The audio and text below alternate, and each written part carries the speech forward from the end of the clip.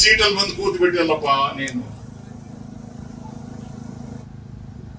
ಎಲ್ಲಪ್ಪ ಇಂದಿರಾ ಗಾಂಧಿ? ಇದ್ಯಾವುದೋ ಒಂದು ಮೂಲೆಯಲ್ಲಿ ಒಂದು ಊರಲ್ಲಿ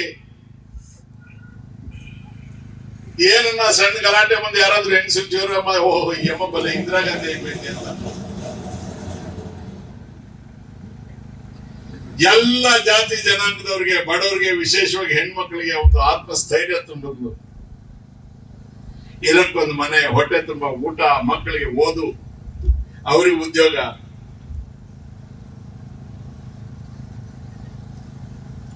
ಎಂತ ಜಾಗಕ್ಕೆ ಎಂತವನ್ ಬಂದು ಕೂತ್ಬಿಟ್ಟ. ಅಚ್ಚ ನಾಯಕ ದುಡ್ಡು ತಂದು ಕೊಟ್ಬಿಡ್ತೇನೆ, ಬೆಲೆ ಎಲ್ಲ ಕಂಟ್ರೋಲ್ ಮಾಡ್ಬಿಡ್ತೇನೆ, ನಿಮ್ಗೆಲ್ಲ ಉದ್ಯೋಗಗಳು. ಈಚಿರ ಉದ್ಯೋಗ ಕೃಷ್ಣಮೂರ್ತಿ ಸರಿ ನಾವು ಯಾಕಂಡಪ್ಪನಿಗೆ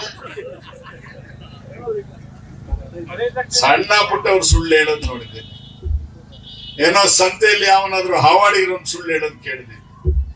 ದೇಶದ ಪ್ರಧಾನ ಮಂತ್ರಿ ಆದವನು ಈ ತರ ಸುಳ್ಳು ಹೇಳೋದನ್ನ ನಾವು ಪ್ರಪಂಚದ ಇತಿಹಾಸದಲ್ಲಿ ಎಲ್ಲೂ ನೋಡ್ಲಿಲ್ಲಪ್ಪ. ಇವನೇ ಅವನ ಮಾವುಮ,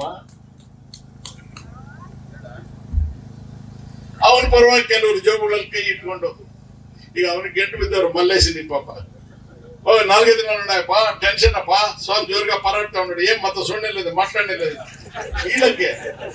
ಈ ಚೀಳವರಿಗೆಲ್ಲ ರಮೇಶ್ ಕುಮಾರ್ ಒಳ್ಳೆ ಆಯ್ದ. ಈಗ ನನ್ ತೋರಿಸಿ ವಸೂಲಿ ಸ್ಟಾರ್ಟ್ ಆಗಿದೆ. ಓ ಅಯ್ಯಪ್ಪ ಜೋರ್ಗ ತಿರುಗ್ತಾವ್ ನೋಡು, ಅಯ್ಯಪ್ಪ ಸಿಂಪತಿಸಿಂದ ಇಟ್ಲೈತೆ ಇಲ್ಲ ಮನ್ ಸಾಲ ಎನಿಕ್ ಪಡ್ಬೋದು ನಮ್ಮ ಶ್ರೀನಿವಾಸಂలో. ಹೋಗಲ್ಲೇದಪ್ಪ ಇವತ್ತು ಸಾಲಲೇದಪ್ಪ. ಅವ್ನು ಹೋದ ನೆಟ್ಟು ಬಿದ್ದು ಹೋದ. ನೀವ್ ಆ ಕೆಲಸ ಏನಾದ್ರು ಮಾಡ್ತೀರಾ? ಅಯ್ಯಮ್ಮ ಖಾಲಿ ಕೈಲಿ ಬಂದವಳೆ, ನನ್ನ ಹತ್ರಲ್ಲೂ ಏನು ಇಲ್ಲ.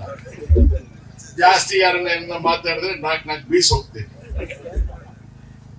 ಕೊಡಕ ಬಂದಿದ್ದೀನಿ ನಾನು, ಏನು ಇಲ್ಲ ನನ್ನ ಹತ್ರ, ನನ್ನ ಮಗಳ ಹತ್ರ ಏನು ಇಲ್ಲ ಕೊಡಕ್ಕೆ, ನನ್ನ ಮಗನ ಹತ್ರ ಏನಿಲ್ಲ. ಅದಕ್ಕೆ ಹೋಗಪ್ಪ ಬೇರೆ ಊರಿಗೆ ಹೋಗಿ ನಮಸ್ಕಾರ ಆಗೋತ ಕಳ್ಸಿದ್ದೀನಿ. ನಾವು ಕೊಡಕ್ ನಿಮ್ ಹತ್ರ ಇದೆ, ಏನಿದೆ ಹೇಳಿ, ಕೊಡ್ತೀರಾ? ಗ್ಯಾರಂಟಿ? ಎತ್ತಿ ಕೈಗಳು.